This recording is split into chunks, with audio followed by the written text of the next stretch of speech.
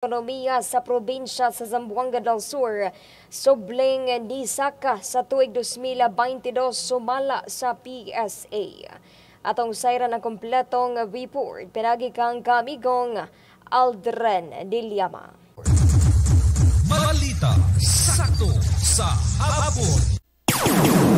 Subling ni Saka ang ekonomiya sa probinsya sa Zamboanga del Sur sa tuig 2022. Sumala sa datos sa Philippine Statistics Authority Contesda.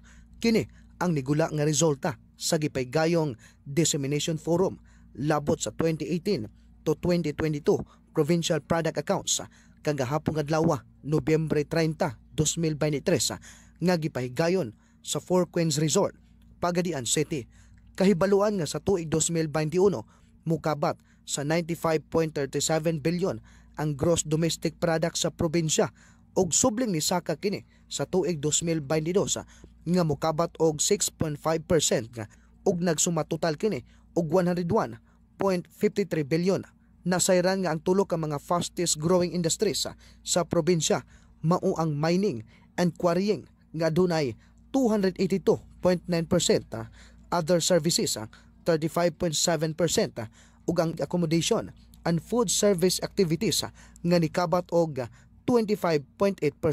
Samtang ang tulo ka mga industriya nga nakahatag og dagkong kontribusyon sa ekonomiya sa probinsya ang gilangkuban sa wholesale and retail trade, repair of motor vehicles and motorcycles nga adunay 2.9 percentage points, education 0.71 percentage point ug manufacturing nga nikabat sa 0.70 percentage point. Labot din ang ekonomiya sa Zamboanga del Sur nakahatag og 1.5 percentage points ngadto sa regional economic growth sa 7.5%. Saktong balita ni kaamigo Aldrin Dilyama sa XMB 104.7 Music Best Radio Sakto Pagadian. Sa ka-merchandiser na sikop sa drug buy-bust operation dito napita sa lungsod sa Bolave. Alang sa dugang detalye sa maong balita niyang report.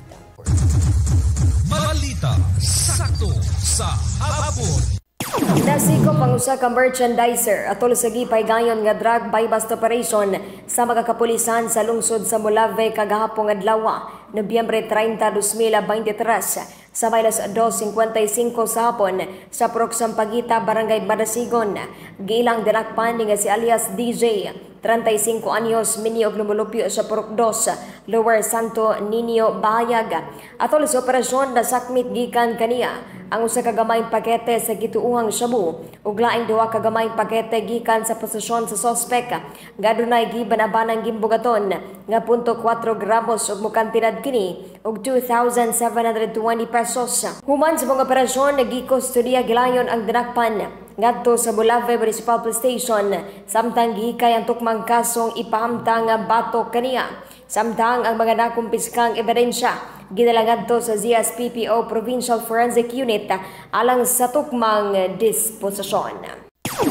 Saktong balita ni kamigang Giselle Lagumbay sa 104.7 DXMB Music Best Radio Sakto Pagadian.